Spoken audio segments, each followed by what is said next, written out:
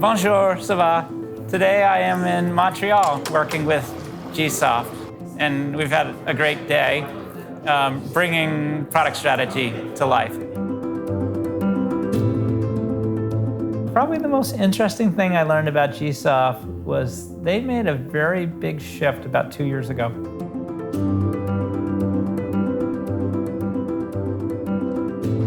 They had grown up as a services company, a consulting services company, and then made the decision to fully commit to being a product company. Well, let's start with one idea, which is your product's never done, right? The job is to just keep making things better. Just imagine if Netflix had stopped getting better 5 or 10 years ago. I mean, the company would be dead, right?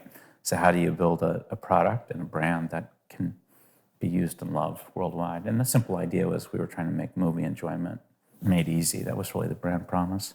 Why is it so hard to keep it simple? As builders, we love to create stuff, and we don't like to kill stuff or cut stuff. And the cutting and killing is important. But I think it's very natural of people who love to build stuff. They hate the killer stuff. We like to say that you should fall in love with the problem and not the solution, but we still fall in love with the solution. So what is the cure for that?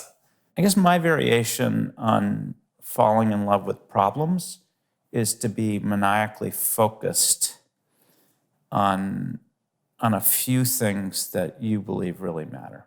And if I really boil it down, there are just 4 things, maybe 5, that are hard to copy about the work that we do in software. The first is, if you get big, you can have an economy of scale. The second is if you can create a network effect. The third is, what is the unique technology that you can build that's really hard for others to copy? And almost necessarily, it's going to be a body of work that's actually hard to do. So a good example from Netflix is personalization. The fourth is, if you get big and you do these things well, then you build a brand that's very hard to copy. So most people today trust Netflix with their credit card, like for whatever, $14 a month. But it took 20 years to create that value. If you can figure out how to make money, then you can reinvest more in building a better and better product in the future for your customers. At the end of the day, it's trying to solve a problem. And the problem is this: as companies grow, so does complexity. And with complexity comes rules and process. But rules inhibit creativity and talent at exactly the same moment that you need more of both. Invention requires tons of experimentation, trying lots of different stuff. And then the other force is discipline. But if you take simplicity and ease of use to its radical extension, now you're probably not going to take on enough risk, try enough stuff. And there's a lot of tension in building product stuff. What is great product design and development? I look at the world through different models, but generally my sort of favorite model is your job is to delight customers in these hard-to-copy, margin-enhancing ways. And so if you can do those 3 things together, and if you can stay maniacally obsessed on sort of putting the customer at the center of everything you do, then you can build wonderfully delightful products. At Netflix, what I learned was, in a lot of cases, we were able to A/B test things. And if you looked at those 2 experiences, more often than not, if you just evaluated which was the simpler one, that was likely the one that was going to win. And then you need a metric. How do you measure simplicity? That's a really hard question. At the end of the day, we have 4 kinds of data. And so I'm always trying to get my hands on as much from these different sources. So you're bringing up a qualitative issue. I mean, qualitative for me is focus groups and usability, et cetera. We've talked about essentially survey data, like NPS or your Likert scale. And then we have the big dog that I've been talking about again and again and again is the A/B testing. Can we actually change and measure customer behavior? And then the last is the data that exists, looking at patterns and trends, and then based on that, creating new experiments. And then my last thing is I end up looking at what's the strategy. So given all those pieces of data, what is my strategy for delighting these customers in these hard-to-copy, margin-enhancing ways?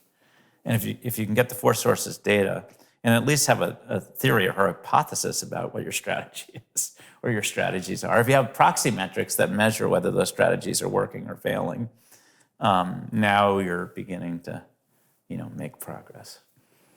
I like to measure everything, and creating a proxy metric for simple is hard. During a customer's first session, when they were first signing up with Netflix, this is when we were a DVD by mail company, what percentage of customers were able to add at least 3 titles to their queue during their very first session?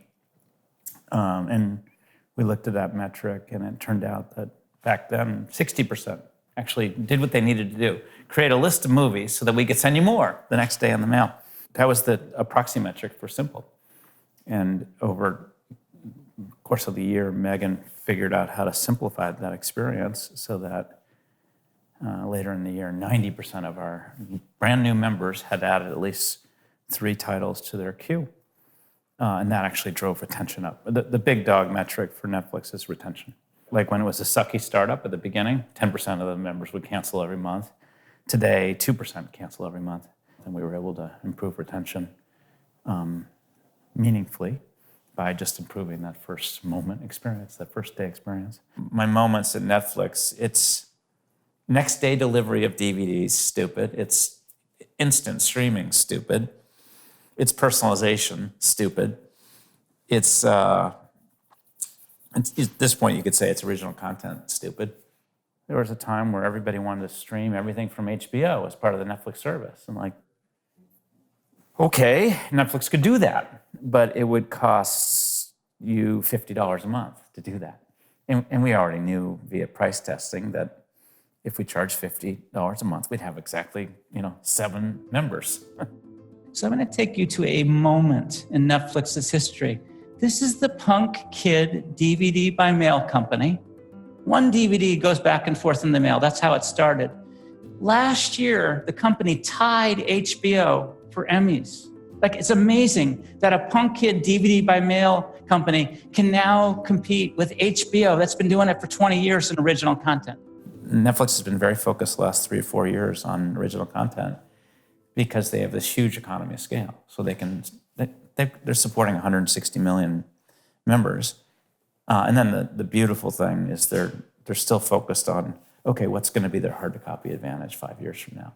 And I think that's why you're seeing experiments like Bandersnatch or interactive stories or stuff like that.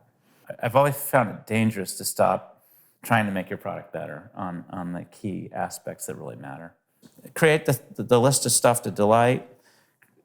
Think about the things on that delight list that are actually building long-term hard-to-copy advantage, and then recognize that you'll always need to experiment with ways to make money.